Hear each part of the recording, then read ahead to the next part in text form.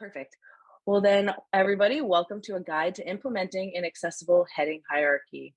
As Jenna mentioned, my name is Michaela Liederman, and I'm the Senior Accessibility and QA Lead here at Aten. I am a certified web accessibility specialist through the International Association of Accessibility Professionals. And today we're going to be talking about implementing accessible heading hierarchies on your site. So let's talk a little bit about what we're going to go over today. What do you mean when you say heading hierarchy? We're going to go into a little bit more of the basics of heading hierarchy in general. Why is a correct heading hierarchy important? How to write accessible content with hierarchy in mind, and how to work with a hierarchy in a component-first approach. And then, of course, if there is time, I am happy to take any questions or answer any real-life scenarios you may be struggling with. Some of this may be a bit of a beginner focus at first, but I do want to make sure we are all on the same page from beginning to end. So let's dive in. So of course, the bare minimum question for today is, what do I mean when I'm talking about a heading hierarchy? So what exactly is it?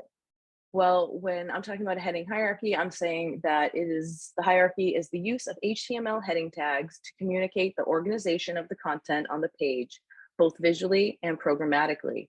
This is important to understand that we are communicating organization through visually, as I mentioned, but programmatically. That is probably more important in the visual aspect. If you learn anything today, is that hierarchy needs to be programmatic as well, and not just on the visual side. So here are some of the basics. Well, HTML defines 6 levels of headings: H1, 2, 3, 4, 5, and 6. Heading 1 is being the highest or the most important level, and H6 is the lowest or least important, probably the most rarely used. So for example, from a code standpoint, I know this isn't relevant to everybody, but I do think it's important that we touch upon all of these points. So from the programmatic code standpoint, you can see here we have heading level 1, 2, 3, 4, and they are surrounded by those H1, H2, H3 elements there. From a more visual side, if you are in your WYSIWYG or in your CK editor, you can easily see that you have these drop downs as well, that you can choose your heading 1, you can choose your heading 2. And what this does is it adds in that programmatic standpoint as well.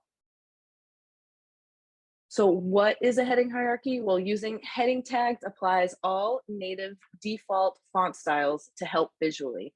So what I mean by this is we're talking about font size, font style. It includes paragraph breaks before and after, and any white space necessary to render the heading. So for example, here you can see the image above is the code that we had from before with the H1, the H2, H3, H4, and so on. And then down below, you can see we are rendering the default view of this. So you can see the heading level 1 is the largest version, and the heading level 6 is the smallest. It visually gets smaller based on the level, which is an automatic way of showcasing a visual hierarchy that matches the programmatic hierarchy. Obviously, you can style these to look however you want them to look, but this is just to show that a visual hierarchy is here no matter what styling you include. And finally, web browsers, plugins, and assistive technologies can use them to provide in-page navigation and to show an overall outline or structure of the page. It helps to understand the content of the page and to easily jump around the page using shortcuts with their assistive technology, similar to how we may jump around visually on the page. We may know what an H2 looks like, so we're kind of jumping around trying to find that information we're looking for.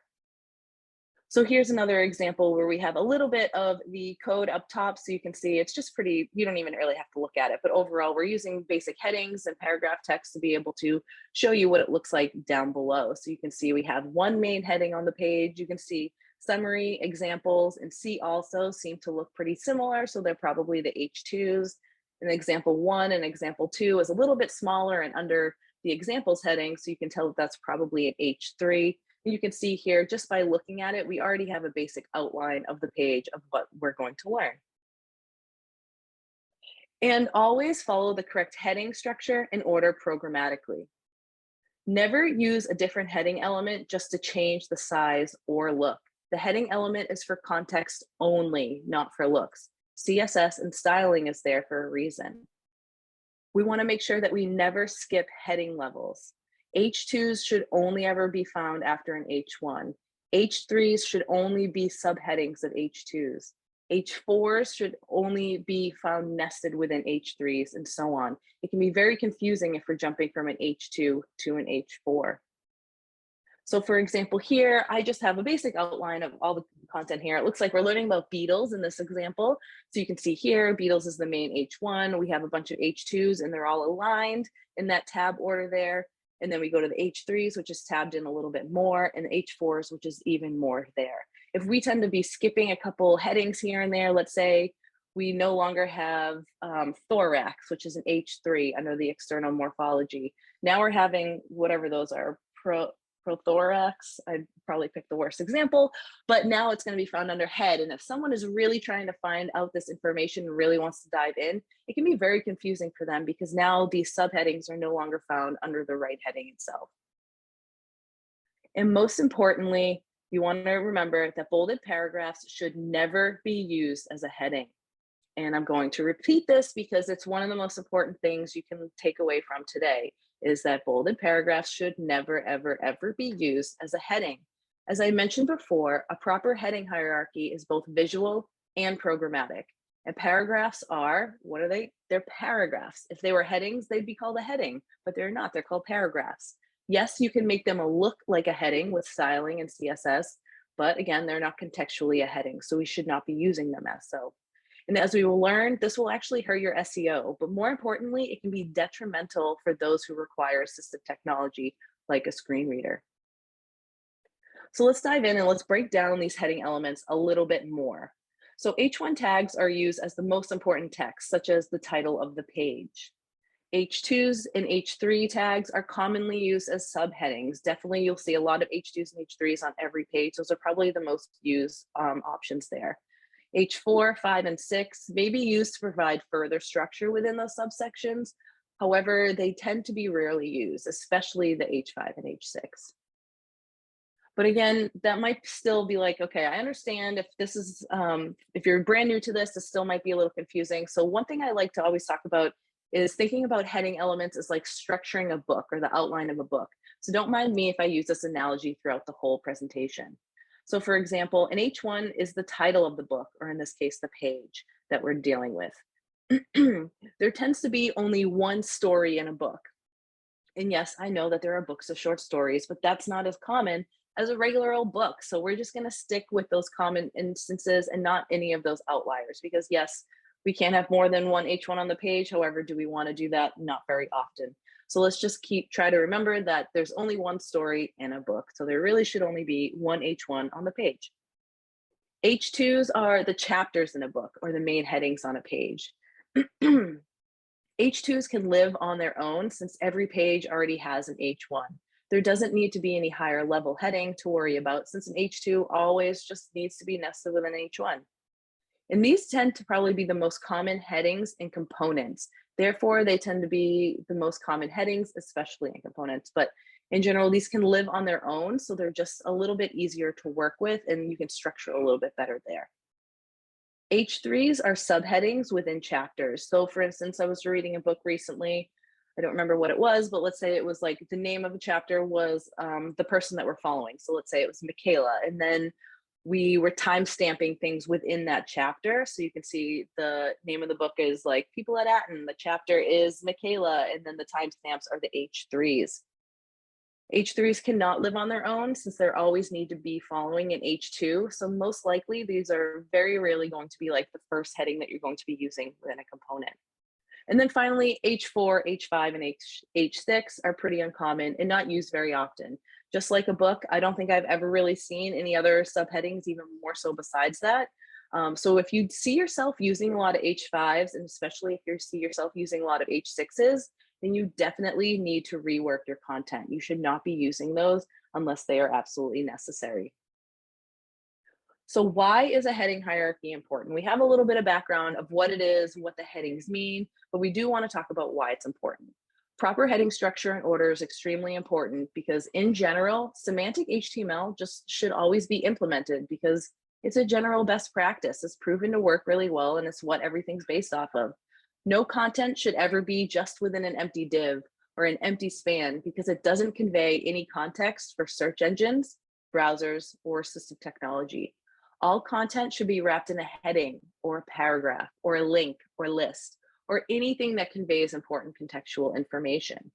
So let's really dive into a couple of the reasons why it's important. Well, proper heading structure ensures that users can understand the content without reading everything on the page. It becomes an easy way to view the page, almost like a table of contents.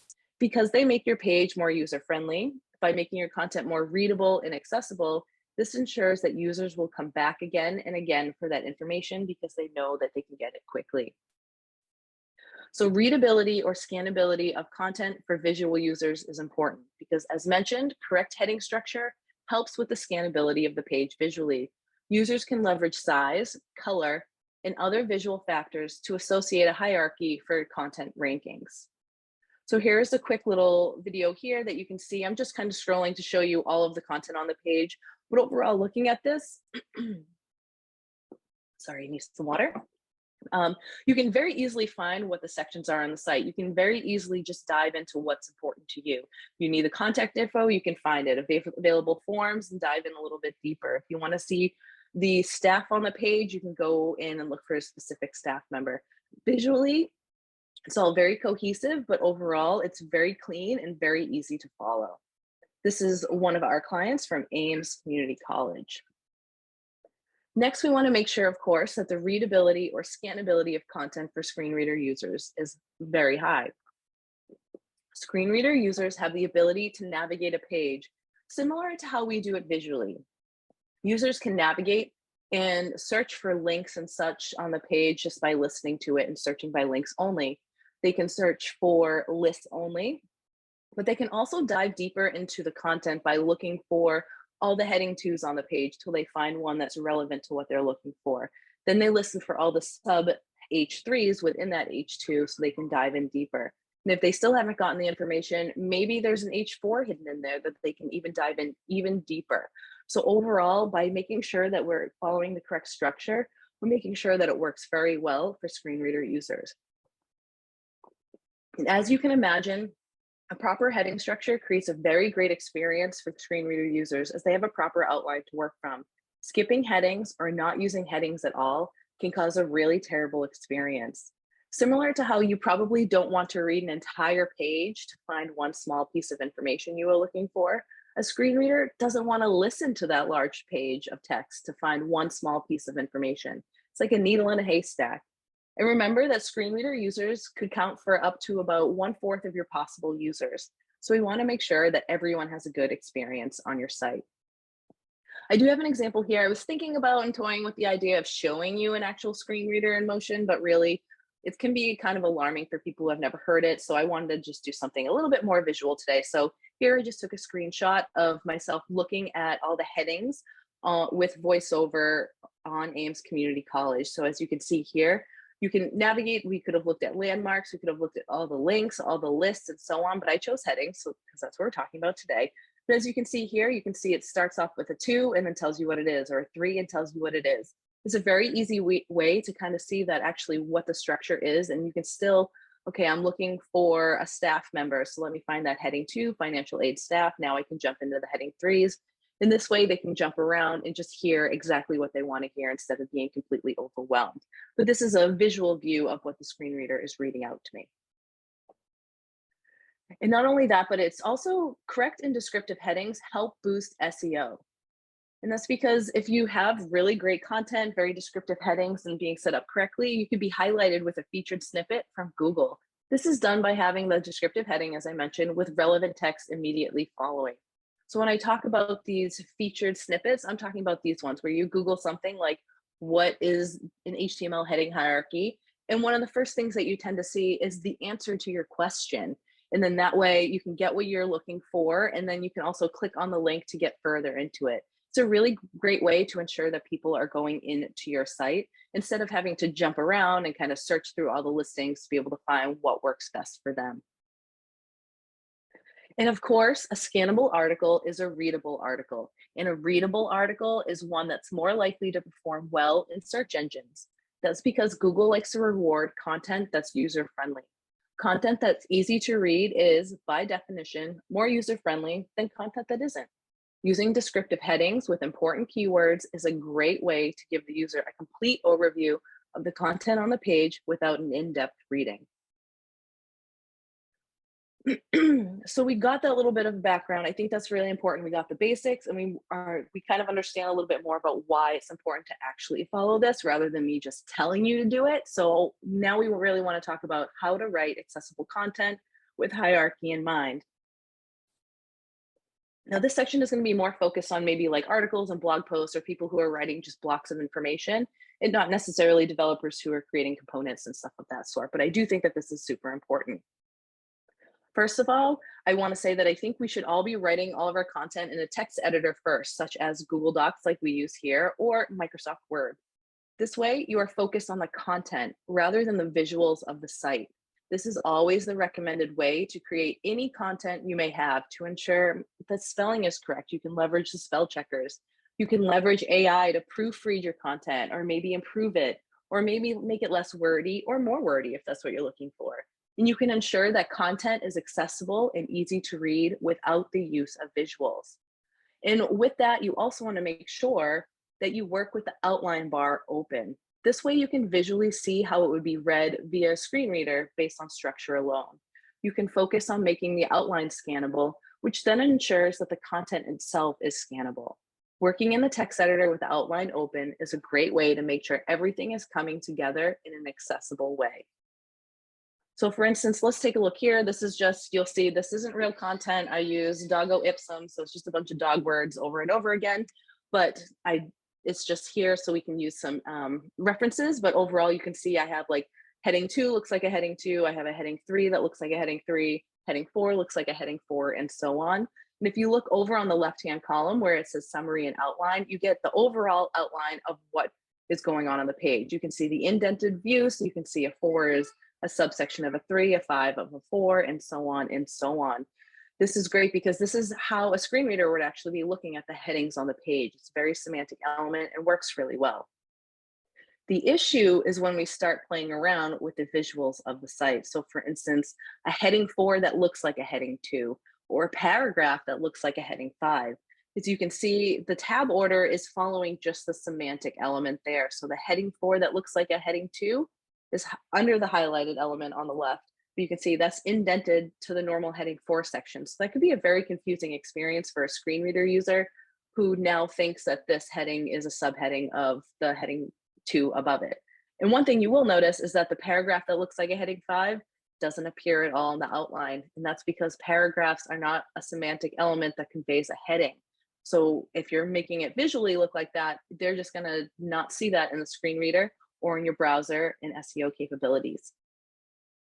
So here's one, I even brought it even further. I'm not even gonna go over these details, but you can see in the outline in general that this whole little tabbing piece is kind of going all over the place. It's not smooth and it doesn't really make sense overall.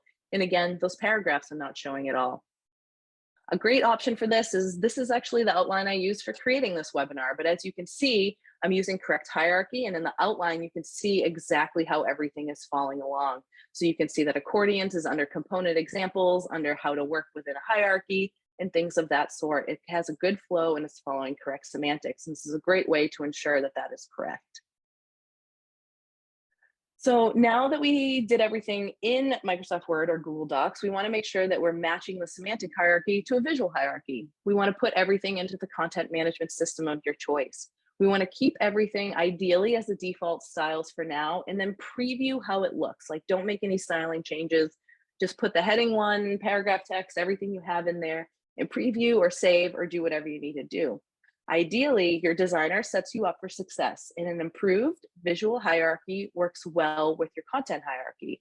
However, I know that this isn't always the case. There's always different pieces there.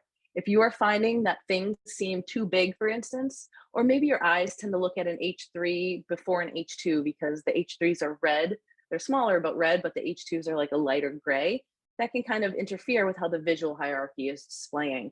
So if that's the case, you want to bring it up with your designer who can either tweak the overall default looks or maybe give you some other styling options that you can leverage to make those changes so it works best for the content that you're using.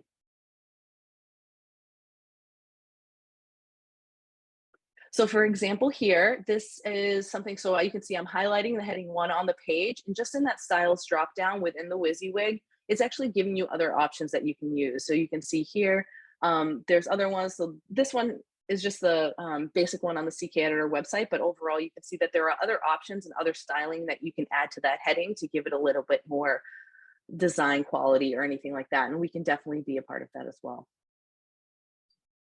And then when in doubt, if you need to double check any of your stuff, just make sure to feel like launch everything, publish it, and then feel free to go onto webaim.com. And I think it's actually wave.webaim.org maybe. I'll get the real link. We'll send it out after and talk through how to look at it with no styles. So let's take a look. So you can see here, I'm on the AIMS website. You can see we're actually seeing the great semantics. We have the H2s, H3s, and so on. But visually, it looks great, of course, but we want to know how it might look to a screen reader. So you actually can turn the styles off, and this is all of the default native elements. We want to make sure it's semantic and correct, and this is a great way to do so. So then that way you can make sure that heading 2s are correct. Maybe you didn't realize that some paragraphs were bolded to look like headings and so on. This is a great way to double check that. So here's the big part. This is a big thing that I hear about all the time. I get a lot of questions about it, and it's how to work with a hierarchy and a component first approach. Also keep in mind, I am seeing that people are writing in the chat. However, I will definitely reach out to anything once we're done with this. I'll be sure to kind of answer any questions that you may have. When I talk about a heading hierarchy, one of the more common questions that I tend to get involving the component first approach. How do we prepare a correct hierarchy with this approach? This starts with talking about how these are generally used on the page. Keep in mind, I understand that there are always outliers to every situation, as I mentioned before, but I do believe that a majority of the examples that we talk about today will be consistent across most sites. But before we do look at these examples, I want to make sure that everyone knows what a component first approach is. So what is a component first approach? Well, the design approach of breaking up a site's design into common groupings or components that can be reused throughout the design. So if there's just common things over and over again that you're seeing throughout the site, you might as well keep that consistent instead of making it look different on every single page. Consistency means accessibility. Not only does this create a consistency throughout the design, but it actually speeds up the overall design process as well as the development process. And working with designers who are well aware of hierarchy and component-based designs ensures that the design is consistent, that is interesting and accessible. So some common component examples that we're going to talk about today are headings with subheadings, some sidebar blocks, some call to action blocks, some interactive accordion items, and finally, teaser lists like staff listings, search results, or event listings. So let's jump right in and let's start with headings and subheadings. So as you can see here, here's an example from one of our sites. I believe this is Milliken, and this is a great one. I see this one a lot where we have the main heading on the page and there's like a little label above it. So in this instance, obviously this is the page title, so it's going to be an H1. But what you want to do whenever you're working with components is you want to ask, like, what is this telling you?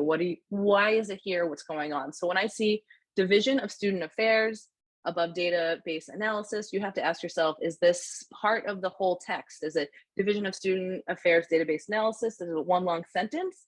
Or is it a label for it? Is it a sub-label for it? And so on. In this case, I believe we just went with the overall H1 on the page and then a paragraph text because it's technically a label, but it wasn't really doing a whole lot more besides just linking back to the other content.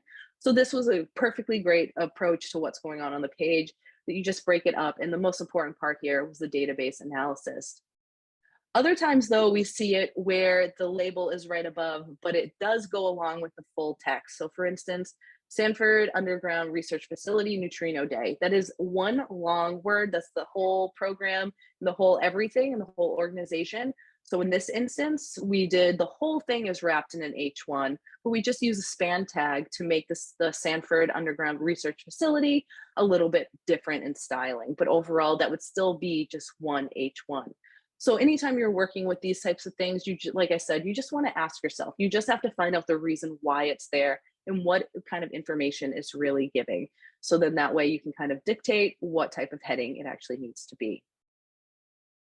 So next, let's talk about sidebar blocks. So when I talk about sidebar blocks, you'll see this a lot on actually a lot of sites in general. So sometimes it's a sidebar navigation. It could be something like this where we have the contact info or we have locations and hours, just anything in that sidebar that's not a part of the main content. So for this instance, you can see most of them are just heading twos because they're related to the main content. However, it's not necessarily, none of them are necessarily like related to each other, if that makes sense. Locations isn't necessarily a subheading of something else. So at that point, they are kind of parallel related, if that makes sense. So you can see here, the federal school code is actually a subheading of contact info, but locations could live completely on its own, that whole block. Hours block could live completely on its own elsewhere on the page. So basically, if that component can live anywhere on the page alone, then that's when you're going to use the H2 and then follow a heading hierarchy within that. Next, we'll talk about some call to actions. So here's a great example from our site Guttmacher. So here we actually have a lot of different calls to actions on the page. We have this donation call to action. We have a subscription call to action. We just have links. I think this is a teaser list link. And then obviously following us on Instagram. So with this information, again, call to actions, technically this donate button could live on any page on the site. And because of that, it's going to probably be an H2. The same thing with the subscription, that could be anywhere.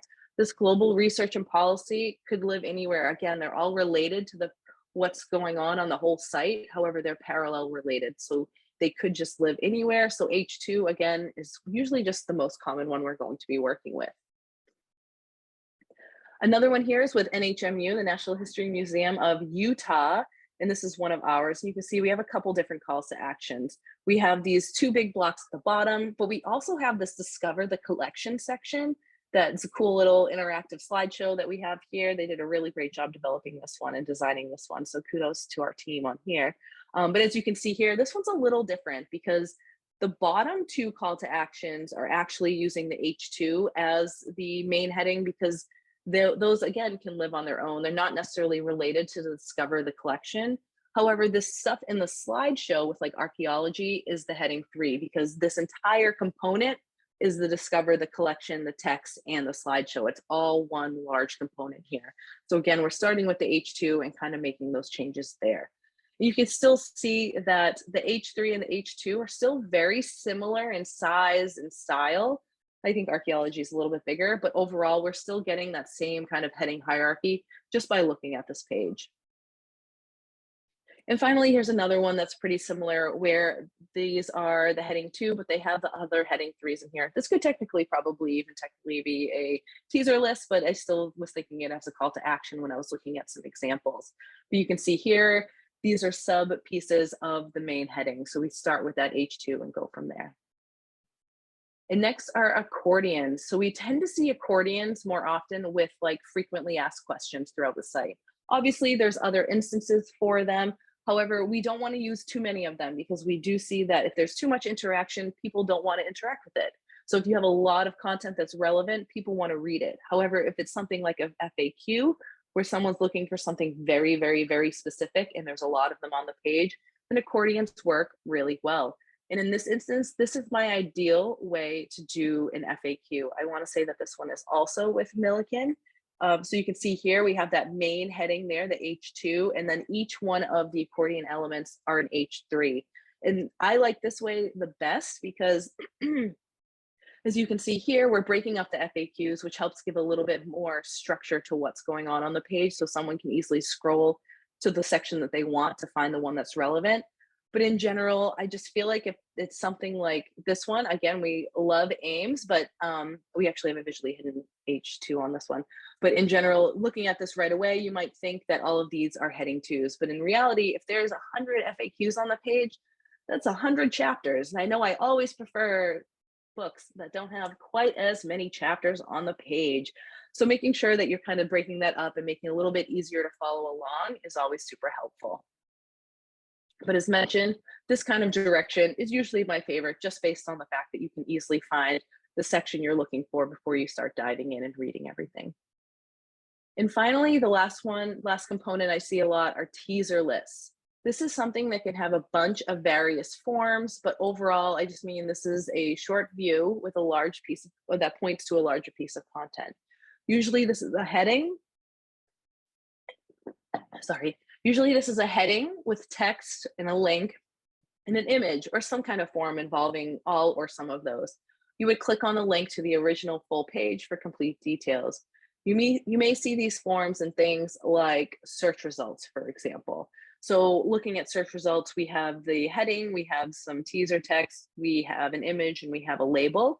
In this instance, I think looking at this page, you can kind of see that I would probably not prefer, again, too many H2s, but this is still would be following a great semantic hierarchy. We would know that we're not skipping any heading levels and so on and so on. So this is a perfectly good approach to what we're looking at here with the search results. My personal favorite when it comes to any kind of search results or anything like that is actually going in more of this direction, where we now include like showing 7 posts for COVID-19. Because what's great about that is that you now can even narrow down the results even more to make sense to the user. So now they can see we only have 7 posts for COVID-19. Okay, let me look through those 7. Because sometimes it can be alarming when you're like looking at 10 posts of 1,000 things. It could be a little confusing, and then that way you at least know that you can narrow it down even more. So this would be my preferred approach from the component standpoint of how that would be set up. And then we also see them in staff listings. So this one is another one of ours, and we have 2 different versions of this, similar to what we just showed you. In this instance, there is no like showing however many results. But in this instance, it would just be a bunch of H2s. That way we're following the correct semantic hierarchy. And with this one, oh, and upcoming events is another great one that we see a lot, or just like latest news and things like that. So this is a great example of a component that we may see. You may see a large list or a filtered list, but these are just small components that you can place anywhere on the site. And you can see here, we have an H2 as the main component, and the actual listing elements are with those H3 direction there. And then obviously finding a system that is flexible and works for your team is super important when it comes to creating an accessible hierarchy. So first off, we want to make sure we're working with a flexible CMS. Working with an amazing content management system like Drupal and Drupal's Mercury editor is a great way to ensure that you have the flexibility needed to ensure that your headings follow the right structure, but also look visually appealing. Because I do agree, sometimes you put all the content on your page and you're like, this H2 is huge. I need this to be a little different. So we want to make sure that we have that flexibility for you. So for instance, we have this example here that we're choosing a heading for the content that we're working with. So I chose a heading 1. You can see we can drop down to choose whatever heading it needs to be, because sometimes it's not always a heading 1, it's not always a heading 2, and sometimes it needs to change based on the different options. And then what's great about this is we actually include optional styles for you. So maybe you wanted it to be bold. Maybe you wanted just that simple, smaller option. Maybe you wanted it with an arrow, or maybe not an arrow. It depends on what you were using it for. So at least we have these constraints within the design so that you don't honestly, like you have a purple palette and all of a sudden you're making like red links or red headings. We're keeping it a little more constrained, but you're getting options to work with. And I think that that's very important when you're working with this content management system, design team, and develop team. Next, we want to make sure that we're having flexible designs. Working with an amazing design team is a great way to ensure that your designs will have variations for each heading to accommodate some larger H2s, as well as some smaller, more subdued H2s, all with accessibility, usability, and consistency in mind, similar to what we just saw in this last one.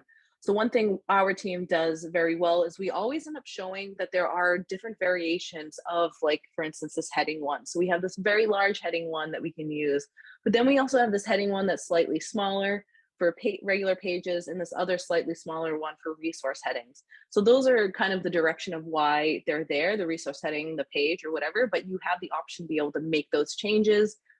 This one is just all black text. However, maybe one of these is purple. So then you're able to make that change as needed. So we do make sure that we are giving you that flexibility so that you can create the design that you actually want as well. And again, sometimes maybe there's no need to even include the type of heading, but just show you a bunch of different options for sizing that you can play with. So we have these different options that you can kind of go in. And finally, you want to make sure that you work with flexible and quick thinking developers. Working with an amazing development team is a great way to ensure that the implemented designs can be addressed with variations you ask for. So let's say you're writing content, but again, the H2 just isn't working for you on this page. Your developer should be able to add a new style to your WYSIWYG with some options that best suit your design and overall needs. Similar to what I showed you before, you should be able to choose the heading you want, but maybe we have a couple options in your WYSIWYG that you can change so you can have a different font size, because obviously we want you to change the look of it, not the programmatic size of it. And always remember, when you're working with components, you know this component will be used in multiple instances. It is always best to just default to an H2 and then work within the heading structure of your component from there. I would rather you create more chapters in a book than mismatch of confusing chapters versus sub-chapters versus none of this is related and now I'm confused and now everybody needs help. I would rather you just have too many H2s than to skip headings altogether, as skipping headings can be way more detrimental and overall confusing to the user. So it was a quick run through of all of this. I obviously could go through a lot more detail, but I don't want to overwhelm or go over too much that just doesn't fully make sense. But let's go over a final recap that we have here. Remember that programmatic hierarchy should always come before visual hierarchy. You should never be choosing what heading element you're going to use based on visual cues alone. Never change a heading level to match a visual style. It should always be the heading level is always there, and the visual styles are the options that you are given. You never want to use bolded paragraphs as headings. You never want to skip heading levels. Reminder that H5s and H6s are really very rarely used. If you are using these all the time, that's definitely something you need to address. H1 through 3 is the most common. H4 is kind of getting on the edge there, and H5 and H6 really should not be happening too often. And when in doubt, always just use an H2. Again, as I mentioned before, I would much rather you have too many chapters than no chapters at all.